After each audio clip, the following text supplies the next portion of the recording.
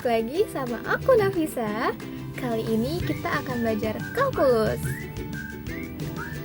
Kalian bisa perhatikan orang berikut.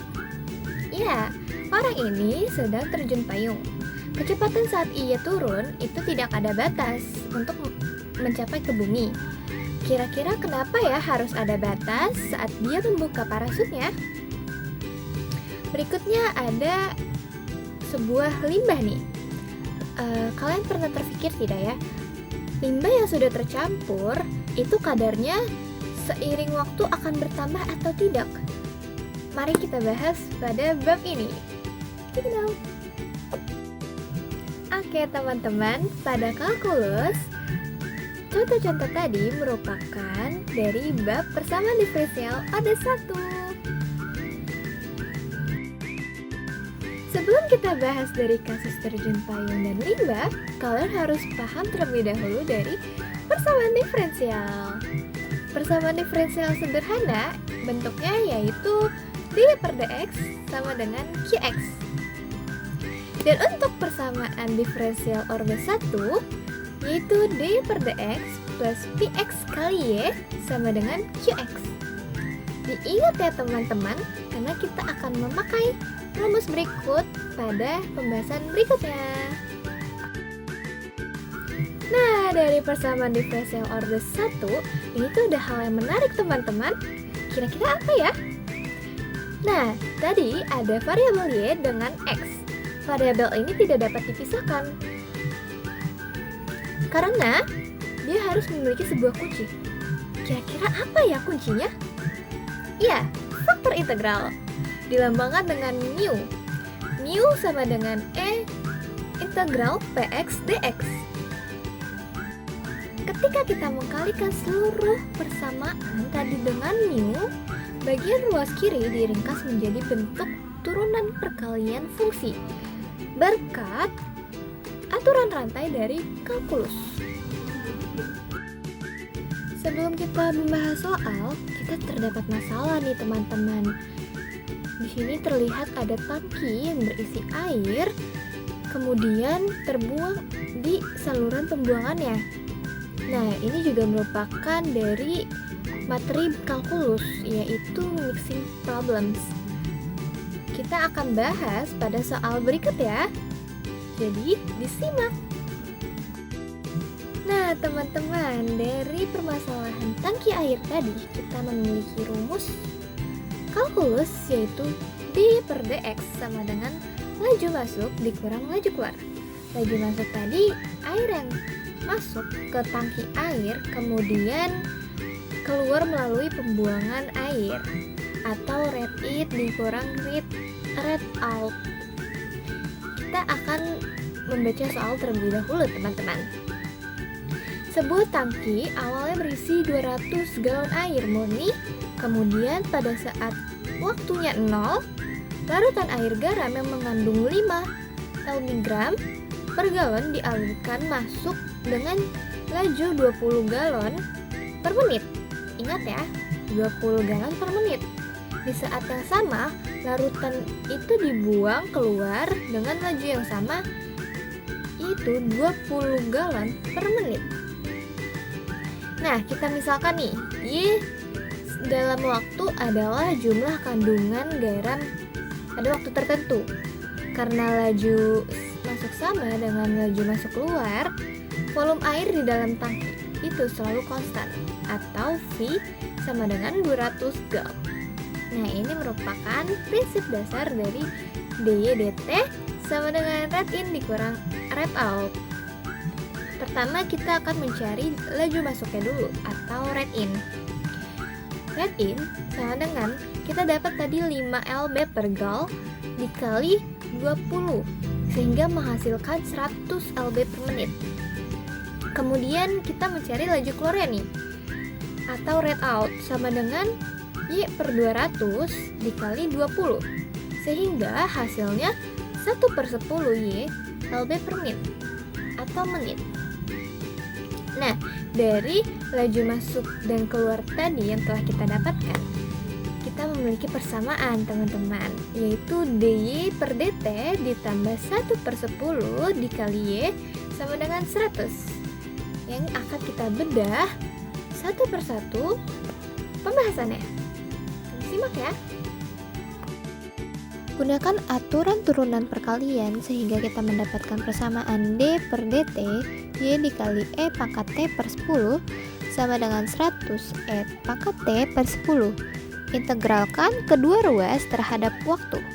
Y dikali E pangkat T per 10 sama dengan integral dari 100 E pangkat T per 10 DT.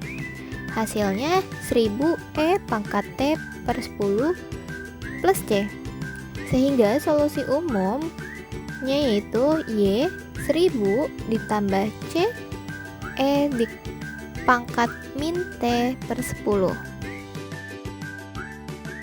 Setelah mensubstitusikan nilai C terhadap kondisi awal, kita mendapatkan solusi khusus yaitu Y terhadap waktu sama dengan 1000 dikali 1 min E pangkat min T per 10.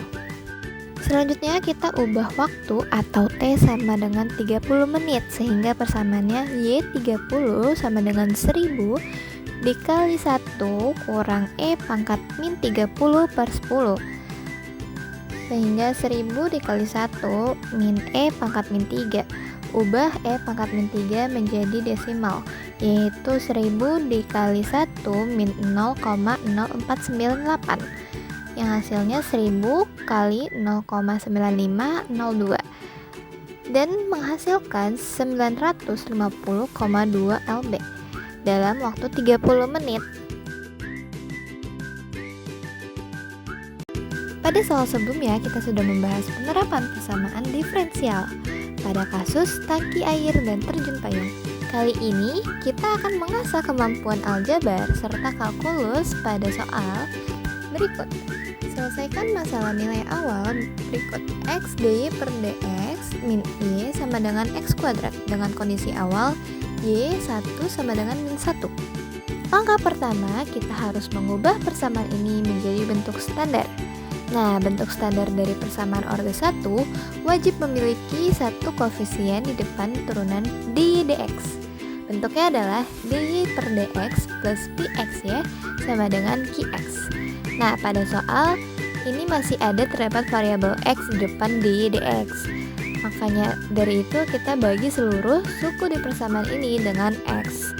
Dy per dx min 1 per xy sama dengan x kuadrat per x sehingga hasilnya dy per dx min 1 per xy sama dengan x.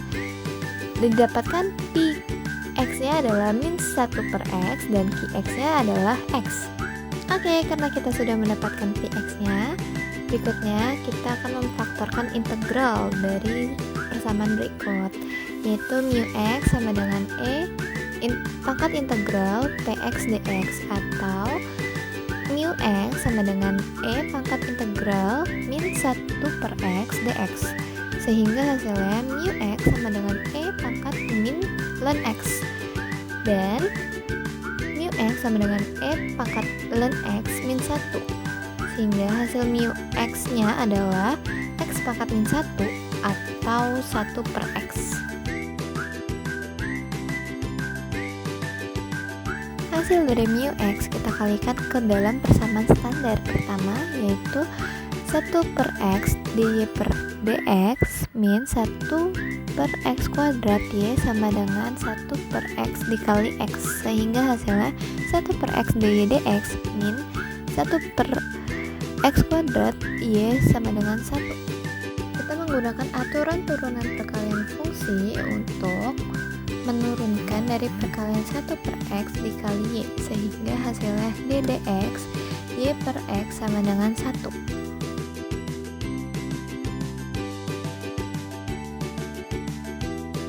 Setelah kita menggunakan aturan turunan perkalian fungsi, sekarang kita integralkan kedua ruas tersebut terhadap variabel x, teman-teman.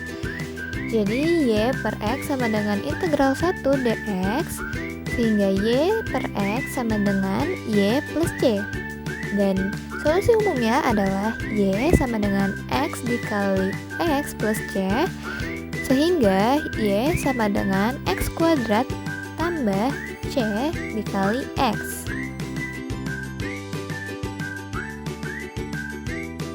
Setelah kita integralkan, sekarang kira-kira kita mencari apa teman-teman? Ya, kita mencari nilai C atau konstantanya menggunakan kondisi awal dari soal dengan ketentuan Y harus sama dengan min 1. Kira-kira pakai cara apa kita ya? Yap, betul, substitusi. Kita substitusikan yuk ke dalam persamaan dari soal. Min 1 sama dengan 1 kuadrat tambah C dikali 1, sehingga min 1 sama dengan 1 plus C. Dan C adalah min 1 dikurang 1 sama dengan C, hasilnya min 2. Kita sudah dapat nih nilai C-nya. Akhirnya kita sudah menemukan nilai konstantanya, yaitu min 2. Karena tadi kita sudah mendapatkan solusi umum, sekarang kita mencari solusi khusus untuk soal terakhir ini teman-teman. Nah, dari persamaan solusi umum tadi, adakah yang masih ingat? Ya, aku bacakan kembali ya. Jadi, persamaan solusi umum yaitu YX sama dengan X kuadrat dikurang CX. Nah, nilai C-nya ini kita substitusikan ke dalam persamaan, yaitu YX sama dengan X kuadrat min 2X. Bagaimana teman-teman? Apakah soal dari nilai awal ini terlihat mudah bukan? Ya, terlihat mudah karena kita dapat mengerjakannya dengan cepat. Yaitu dari bentuk standar kita ubah menjadi bentuk sederhana sehingga kita dapat mengfaktor integralkan. Lalu kita mencari konstantanya. Dari konstanta tersebut kita substitusikan ke dalam persamaan awal. Oke, sekarang kita akan bahas kasus terjun payung ke dalam konsep fisika. Dalam fisika dasar, konsep gaya gesek di udara itu diabaikan. Namun dalam kalkulus kita memperhitungkannya. Sehingga dalam hukum Newton pada fisika, yaitu F sama dengan N dikali A, kita diferensialkan melalui kalkulus. Kita akan diferensialkan rumus hukum Newton tadi ke dalam kalkulus, yaitu M dV per dt sama dengan min M dikali G kurang C per V. Melalui rumus tadi, itu memiliki makna sangat penting pada kasus terjun payung, karena kecepatan bergantung pada berat badannya atau pada rumus yaitu M dikali G.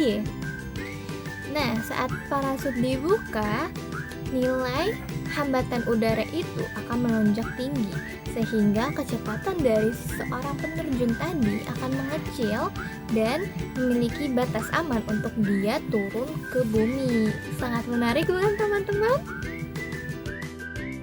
Oke, pada video kali ini kita sudah membahas dari persamaan diferensial dari sederhana hingga persamaan pada satu, sehingga kita dapat menganalisis kasus-kasus seperti terjun payung, kadar limbah melalui penyelesaian dari mixing problems, yaitu menggunakan persamaan dydx sama dengan laju masuk dikurang laju keluar.